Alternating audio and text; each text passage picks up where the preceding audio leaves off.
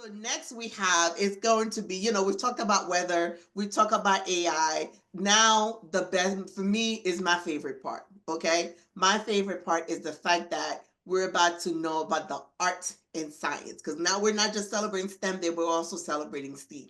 So science is now about to meet theater. And bring and then we have our featured speaker today is Rebecca Poguefield. She is the head of elementary school programs at the Alliance Theater, and she brings creativity to 300 plus classrooms each year. That's a lot, Rebecca. And today she is here to show us how drama and storytelling can make STEM learning exciting and fun. So I need you to be ready to think outside the box and bring STEM to life. So, Rebecca, welcome and happy STEM Day to you. Happy STEM Day. Thank you so much for having me here. Confirming you can hear me just okay. We can hear Okay, you, we can perfect. see you. Wonderful. Wonderful. I love a quick tech test. Hey, everyone. My name is Miss Rebecca, and I work at a place called the Alliance Theater. We are located in Midtown Atlanta, and we produce plays for all ages throughout the year. So we do shows for 0 to 5-year-olds, we do shows for elementary, middle, high school, and we even do shows for adults. But we work with a lot of different actors with all of our plays, but you don't have to be an actor on the stage in order to be one. You can be an actor in your classroom right now, and we're going to connect it all to science content.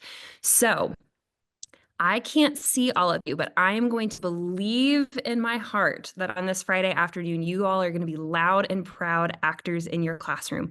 So the first thing that we need to talk about is called actor neutral. So I'm going to stand up from my seat. I may have to adjust my camera a little bit so you can see me. So I'm going to stand in actor neutral. This is a pose where my feet are below my hips, my arms are by my sides, and my eyes are on whoever is talking. So I'm going to count to 10. And if you're following along, I want you to stand up, push in your chair, and come to actor neutral with me. Ready? I'm going to join you. I'm sorry? I'm going to join you. Oh, yay. Thank you. So 1, 2, 3, 4, 5, 6, 7, 8, 9, 10. So perfect. When I say actor neutral, you will hit this position.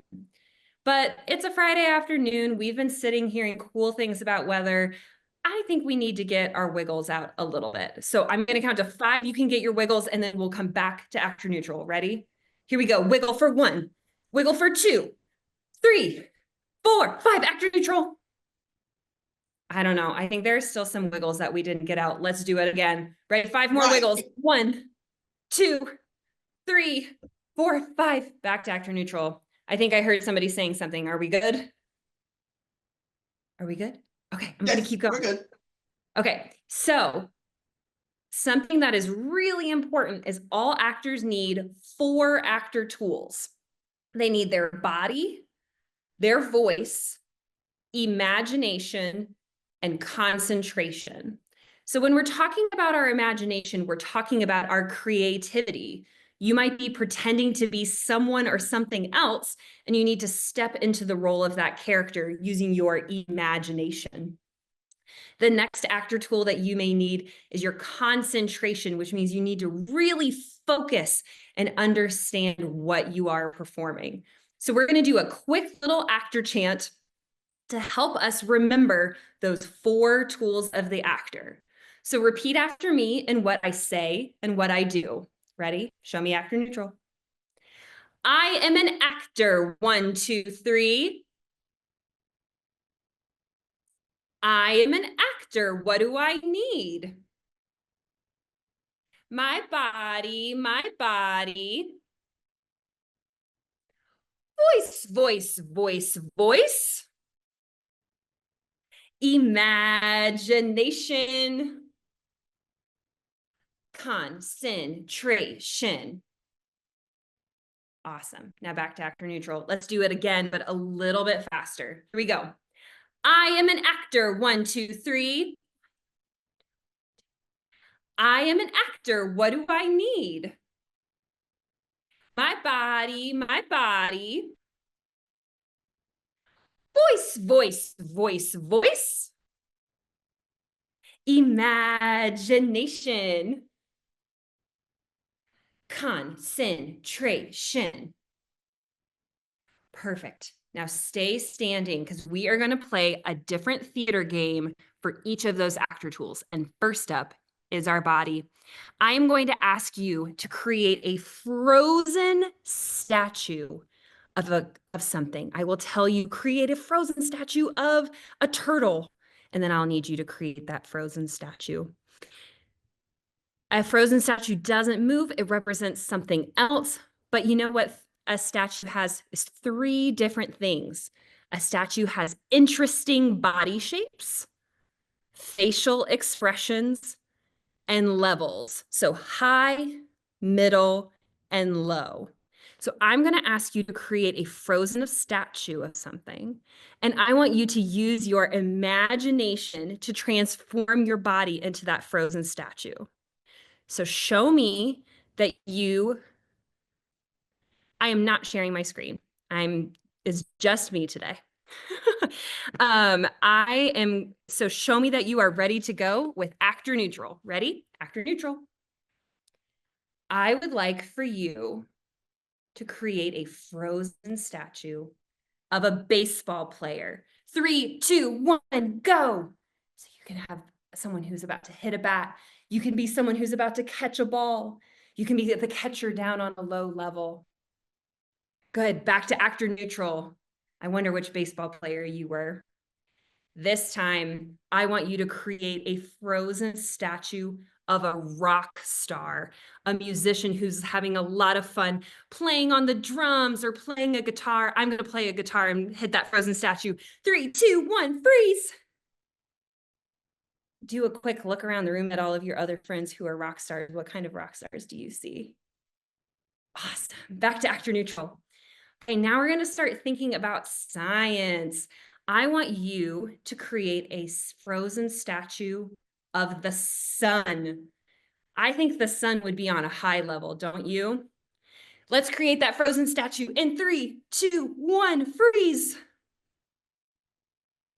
And back to actor neutral.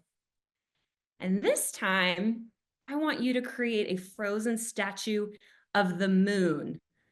Think about the statue that you made for the sun. How will your statue of the moon look different? Think about it.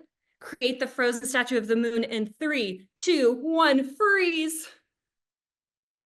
I'm a crescent moon. That's how I'm making mine a little different. Perfect. Back to actor neutral. This time, I want you to create a frozen statue as if you are an archaeologist finding a fossil in the ground. You might have a magnifying glass. You might have some tools.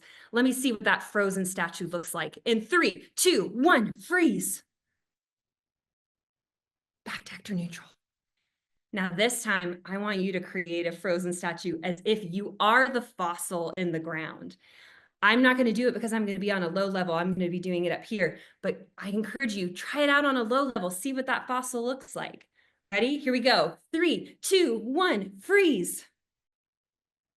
Look, see, my statue has an interesting body shape. Perfect. Back to actor neutral. This time, I want you to create a statue of the tallest mountain in Georgia, which you would find in the Blue Ridge Mountains. Create that frozen statue of the Blue Ridge Mountains in 3, 2, 1, freeze. Look at that high level you are on. Back to actor neutral. This time, we've talked a lot in our science classes about pollution. This is when there might be smoke in the air or trash on the ground. I want you to create a frozen statue. Use your imagination as if you are someone in a polluted environment. It's really dirty. There's lots of trash everywhere. It's smoky and it's hard to breathe. I want you to create a frozen statue as if you're someone in a polluted environment. 3, 2, 1, freeze. Wow, look around the room, see what everyone else is doing. Perfect, back to actor neutral. And our last frozen statue we're going to do is we are going to create a statue as if we are a raindrop that is falling from the sky during precipitation, during that cycle of during that stage of the water cycle. Ready? So everyone be a raindrop in 3, 2, 1, freeze as it's falling from the sky. I wonder what sound your raindrop would make as it hits the ground. And wonderful, back to actor neutral. Give yourselves a pat on the back. Give yourselves a pat on the other side of your back. And I want you to think to yourself, you created a lot of statues. Which was your favorite statue to create? Was it the mountain? Was it the fossil? Was it the sun or the moon? The baseball player? Think about it. Maybe make a note of it so you can remember it later. So we had 4 actor tools. The first one was our body. The next one is going to be our voice, voice, voice, voice.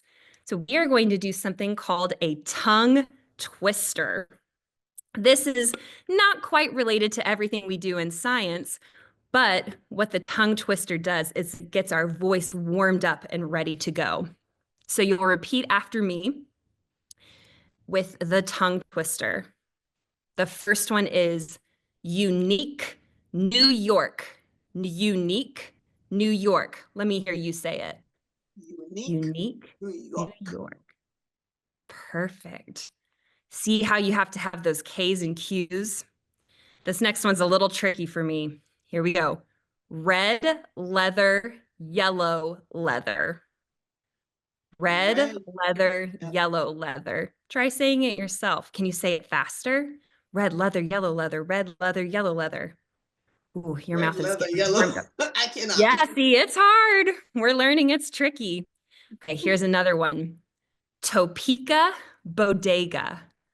Topeka bodega. Why don't you try it? Topeka bodega. Yes, I love that enunciation and that articulation. And then here is our last tongue twister. It comes in 2 parts. So the first part is the big black bug. The big Bled. Oh, yes. So the first part, the big black bug.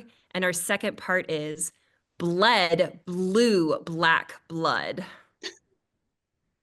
So I'll put it in the chat. The big black bug bled blue black blood. That one's tricky. That might be one that you have to practice later.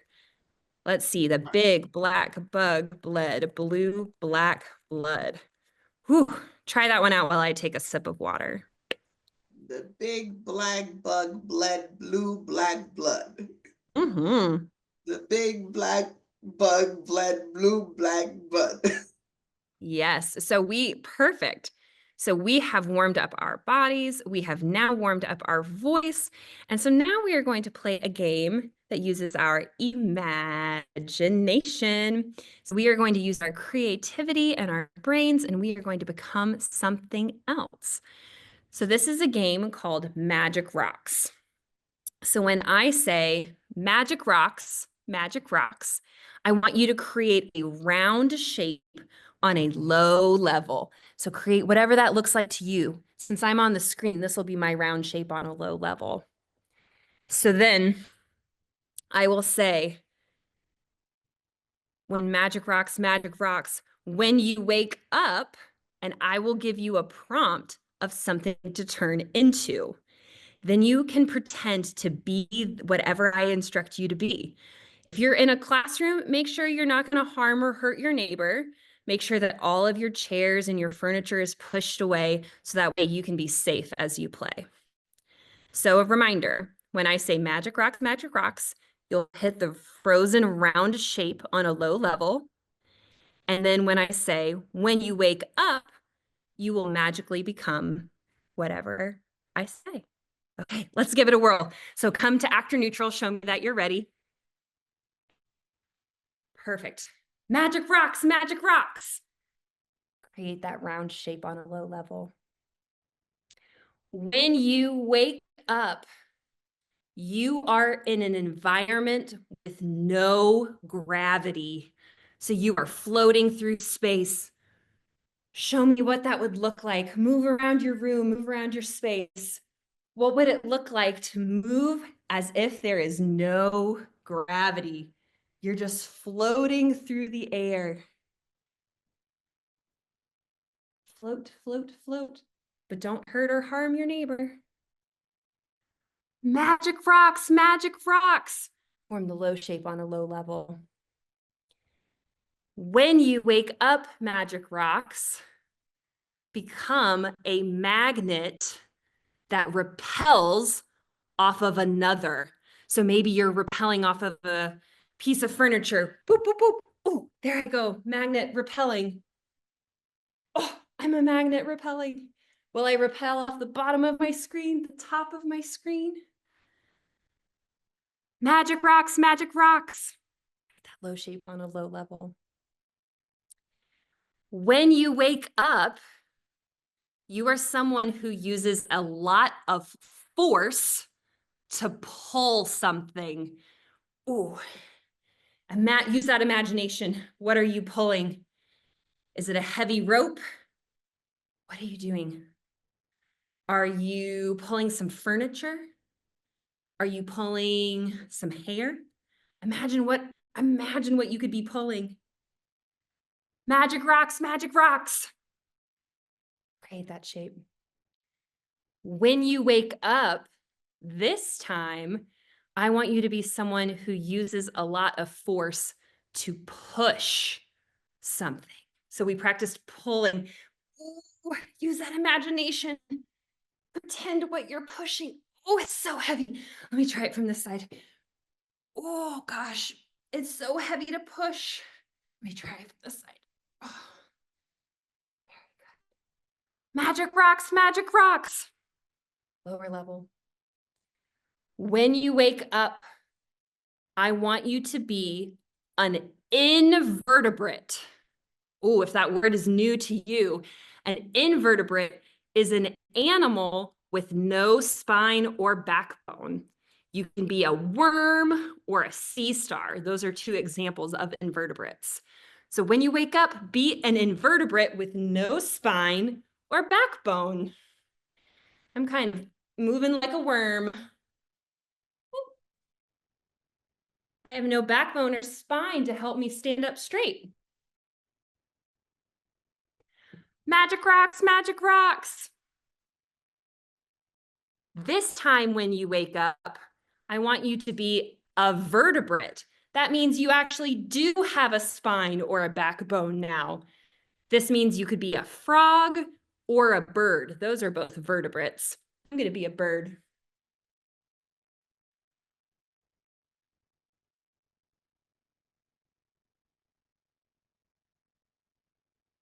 Magic rocks, magic rocks. When you wake up, you are going to be someone who is polluting the environment. That means you're throwing trash everywhere, you're releasing lots of smoke. Oh, we don't like people who pollute. Okay, pretend to be throwing some trash on the ground. I'm not going to go pick that up.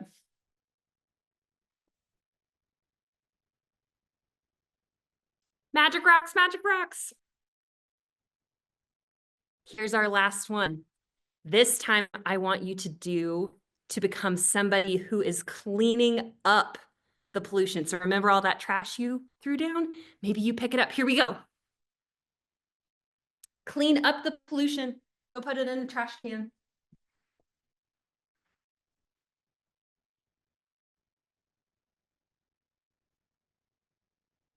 Very good. All of my magic rocks, I would love for you to come and have a seat back in your chair in 5, 4, 3, 2, 1. Perfect. Our last game, we've done a game for our body, our voice, our imagination. Now it is time we're going to play a game for our concentration. This game is called The Science Teacher is Coming. And it is a lot like Simon Says, if you've ever played that before.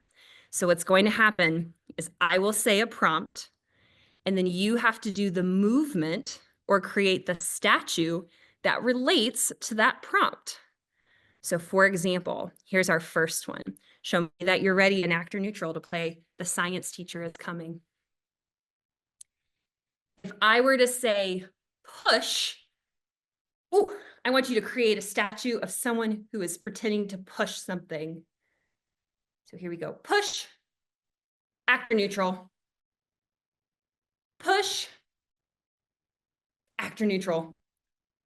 Okay, I think you all have that first one down. If I were to say we're going to do a gesture for the opposite of push, what would that be? Yes, it would be to pull. So when I say pull, I want you to pretend like you're pulling a big rope. Push. Pull. Push. Pull. Back to actor neutral. We're going to do 4 more. The first one, if I say mountain, I want you to use your whole body and create a frozen statue of a mountain. Push. Mountain. Pull. Mountain. Actor neutral. The next one I'm going to say, the opposite in a way of a mountain is a coastal plain. Very low grass, low level. We're going to do this when I say coastal plain, a low level. Coastal plain. Mountain. Coastal plain. Mountain. Push. Pull. Mountain. Actor neutral. We got 2 more. We learned these terms in our previous game. The first one is vertebrate, one that has spines and backbones. I think what I'll do is I'll turn and I'll go like this so you can see. This will be our pose. Vertebrate, to show off that spine and backbone. Mountain. Vertebrate. Push.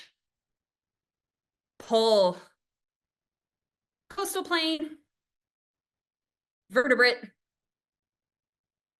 What would be the opposite of a vertebrate? It would be an invertebrate. So I think with that, we're going to pretend to be like loosey-goosey and just be really loose right here because we're like a worm with no spine or backbone.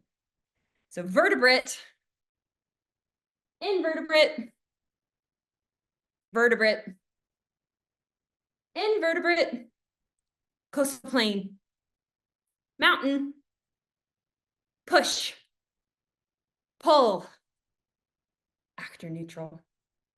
Okay, I'm not going to do the gestures. I'm going to rattle them off a couple of times, and I want you to stay standing up. I want you to try them out. I'm going to take a sip of water first. Show me that you're ready and actor neutral. Here we go. Mountain, coastal plain, vertebrate, invertebrate, push, pull, mountain, vertebrate, coastal plain, push, pull, invertebrate, mountain, coastal plain, push, pull, invertebrate, vertebrate, coastal plain, invertebrate, mountain. Back to actor neutral. Did I trip you up? Did I go too fast at the end there? I bet you did great. Acting out all of those prompts using your concentration. Well, wonderful. So that is the end of our workshop. I'm happy to be here and answer any questions you have. But today, you were rock star actors. You learned the 4 tools of the actor: your body, voice, imagination, and concentration. You created frozen statues with your body. You did tongue twisters using your voice. You played Magic Rocks with your imagination. And you played The Science Teacher is Coming with your concentration. So with that, I will take a beat and see what questions come up in the chat. Certainly. First of all, let me say, I was trying to do this with you. I realized I'm probably out of breath I'm a So little out of breath too. That's why I had to pause and take a sip of water.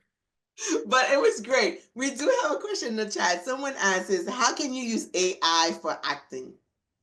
That's a really interesting question. I think we're kind of still figuring out what might be possible in terms of AI and acting.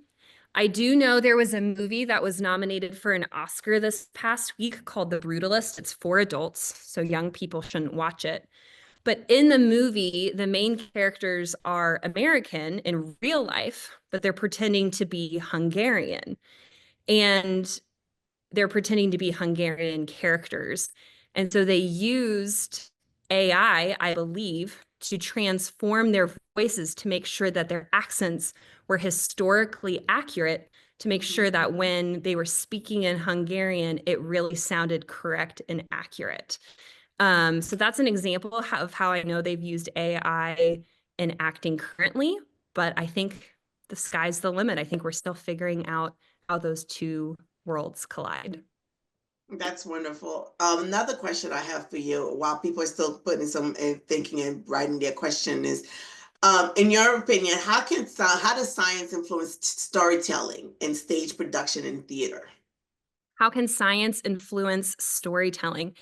I Mhm. think sometimes science might feel confusing. It might feel overwhelming. You might be thinking, I don't know how to remember the difference between a vertebrate and an invertebrate. But if you're using your actor tools, you're using your whole body to pretend to be these different things. You might be able to remember it better, might be able to explain it better, and you might be able to just have a better understanding of the concept as a whole. Okay. Then the other question I have for you, can do, if you know, any examples of plays or performances that incorporate scientific themes in it? Yeah, so we actually, I work at the Alliance Theater. I see there's a question about my name. I'm Miss Rebecca. I work at the Alliance Theater. And we just did a play for middle school called The Melvin Invention. And Hmm. this play told the story of two middle school students who need to recruit a new member to their science club because you have to have at least three members in their science club. And when their third person quit, they were like, what do we do? We don't want the science program to end. So they 3D printed Melvin, who became the third member of their science club.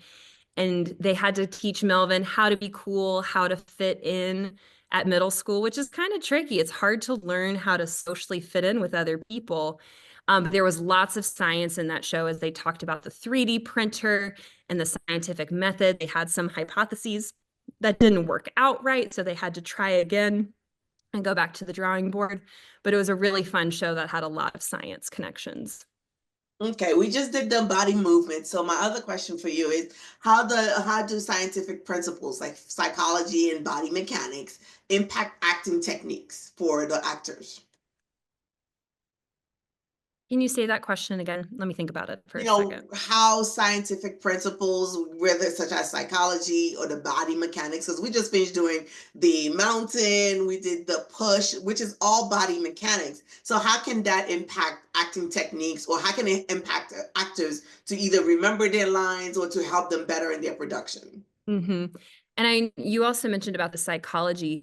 I think by being an actor, you step into the role of another character. You step into their shoes. So you understand what that character might be thinking or feeling. So, for example, when I asked you to create a statue of the sun, I know we don't normally personify the sun, we don't have a name for it, it doesn't talk to us. But if you're the sun and it's a hot summer day and you've been beating down for hours and hours and hours, how might you feel? You use your imagination to step into the role of that sun. You say, oh, well, my beams have been shining for hours on end and I'm just so, so hot. It helps you better understand that the sun is a star. It's shining all the time. It's very, very hot, might be a little uncomfortable.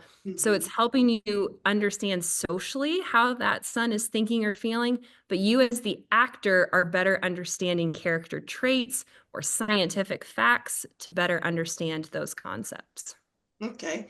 Another question for you is, what is the science behind a voice projection or acoustics when it comes in theater setting? We did a little bit about, I am my voice. So how does, like, being able, or what is the science by, right? They say you got to project.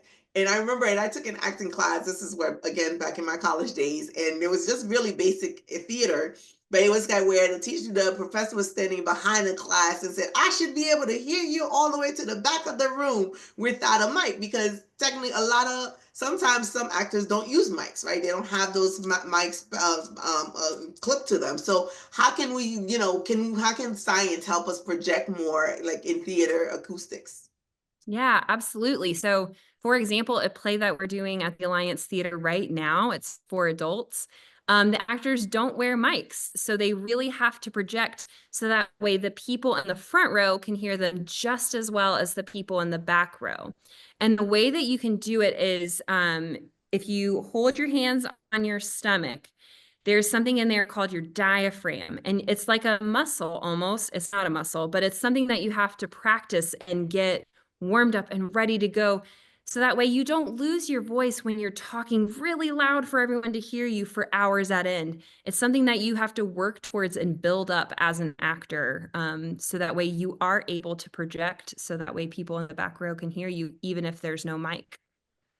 And then the other thing, so we're still talking in terms of science and theater, is the human behavior, right? The human behavior. How can that help actors improve their performances?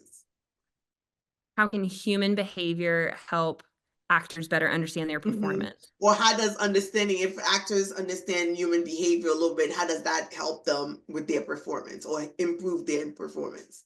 Like if Mhm. they're playing a dead person, right? Or my favorite, if they're playing a serial killer, right? There's some human behavior they have to portray through that. It's like, how does that help them? Yeah, so the first thing that came to my mind is there's a playwright who has worked with the Alliance Theater for years, and her name is Pearl Clegg. And something that she does when she writes her scripts is for every character that she includes, she answers the same, I think it's 20 or 30 questions. And it's not about what's written on the page, it's not just what the character is saying or not saying if they are, a dead body or something. Mhm. Um, the character, it's questions like, how do they walk? What do they eat for lunch? How does their voice sound? What is their favorite book? Helping that playwright kind of step into the mind of the character. That way, the actor who is then performing the character has a full view, a full vision of who that person is, rather than just the script of what is written on the paper of what they say. We're so much more than just like a couple of moments of taken from each of our day. We have full lives and interests and activities. And so if an actor can think about beyond just what's written on the page, just what's on the script, then it really helps to develop and step into the role of that character. That's pretty good. I got more questions now. I know we got time, so I got more questions. The other question I have for you is, if students are who are interested in science and they are also interested in theater, so what Mhm. sort of career opportunities that they can think about that way they can kind of combine those two love together? Absolutely. So you talked about sound design, like we talked about speaking from your diaphragm. But Mhm. if a show does have microphones, there are so many careers in production that need people who are interested in science and math and other STEM subjects. So sound design cannot just only be putting microphones on the actors and making sure the speakers are located so the audience can hear them.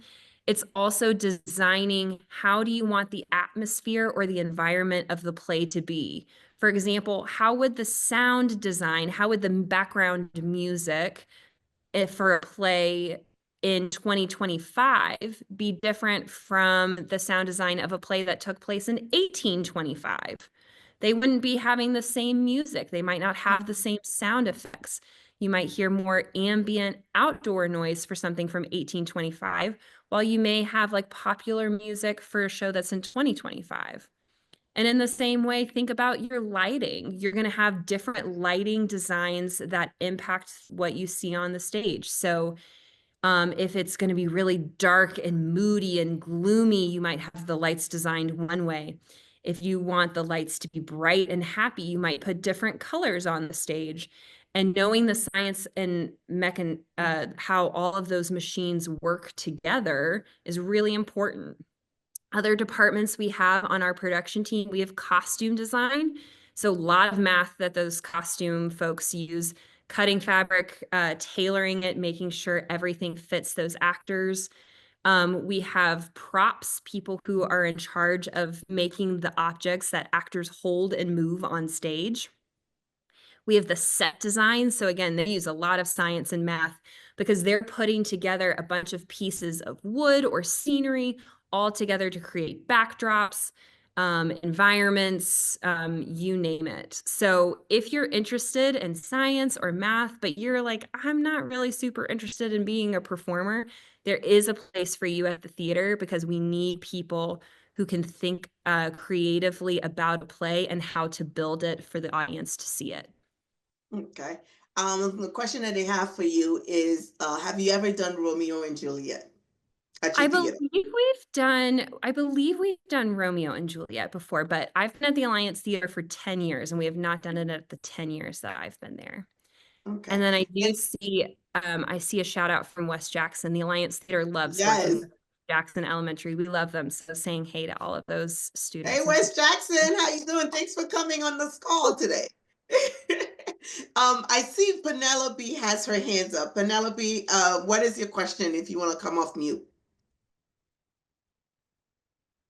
I don't know if she's still on there. Okay, she might have, maybe she had put her hands up by accident. If she comes on, no problem. So the other question I have for you is how can, because we do have some teachers on the call, is how can teachers or educators integrate theater into their STEM education so they can make learning more dynamic for the students? absolutely. So I believe that theater is a great way to explore science concepts. And the easiest way to do that, I mean, with theater, you don't need any supplies. You're not having to gather anything. You can just do it in your classroom, just you. I think statues is the way to go because as we demonstrated today, you can be a statue of anything, whether it's a baseball player or a rock star or the sun. You can even get into math. Create a statue of the fraction 1/2? What would that look like? How would that statue be different than the fraction 3/4? How would you compare and contrast those? Creating different statues of the different parts of the water cycle or the rock cycle. Using theater can make science so accessible and fun, whether you're working with students who identify as artists themselves, or it helps bring those maybe more shy students out of their comfort zones. But if you're looking at that, what is the one quick and easy thing I can do? Statues would be the way to go. And I did like the mountain. Yeah. I did like Blue Ridge that. Mountains here in Georgia. I mean, right, exactly. We're surrounded by plenty. So one last question is, what advice do you have for students who are passionate about both theater and science? What kind of advice would you give them? Yes. So obviously, like take part of any clubs or programs that are available at your school. If your school has put some plays, I know typically upper elementary, so like your fourth and fifth grades do that, or even middle and high schools. You can take acting classes within your local community. Like if you're in Atlanta, we have acting classes here at the Alliance Theater. But you also don't need other people to tell you how to act. You can act out yourself. So if you're reading a book, maybe you act out and create um, a play yourself based on a book that you're reading, or you gather all your friends and you create frozen statues of different parts of a story or moments in history or things that you're learning in science. Because we need our scientists to be artists and our artists to be scientists. And so, what an amazing opportunity for y'all to learn and grow in both of those fields and help us bring those two together. Okay, I said like one last question. That was a false thing. So the question I have for you is, in terms of you being head of elementary school programs for the Alliance Theater, what would you say were some classes or subjects that kind of spark your interest to get you to where you are today? I was a theater kid all through school. I also took dance. So I loved the arts from the get-go. But what I really loved about math when I was growing up is what's the opposite of the arts. With math, you have one answer for a problem, but with the arts, possibilities are endless. If you use your imagination and creativity, really the sky is the limit and you can do anything. So I loved being able to use both parts of my brain, where I had the arts classes letting me be creative and free thinking. And then I had my math and science classes where it was very analytical and I can't talk on a Friday afternoon, a clear method of how you Methodology. would do. Thank you. Yes. So I really enjoyed learning both of those things because I think it helped make me a better theater person and an educator in the long run. Okay, and then any last piece of advice for those who've been with us in terms of STEM Day, from you being with the Alliance and being in elementary school, well, working with so many students within the state. Any last advice for either teachers or the students? I think just reiterating to be brave and to be willing to try to do something new. I think sometimes we think, "Oh, someone might make fun of me," or "I'm not sure that will work, so I'm not even gonna try." But I think what's amazing and true about both theater and science is you never know if you don't try, and you never know if you step outside of your comfort zone and push yourself and try something different, whether that's you're pretending to be the Blue Ridge Mountains or start a really exciting science experiment. So either is true. And so think about that as you approach your lessons next week. Be brave, try something different, and you never know You what the heard it result here. might be. Definitely be brave. Rebecca, thank you so much. It's been a pleasure having you for our STEM Day. Theater Arts Strategies in the Science Classroom.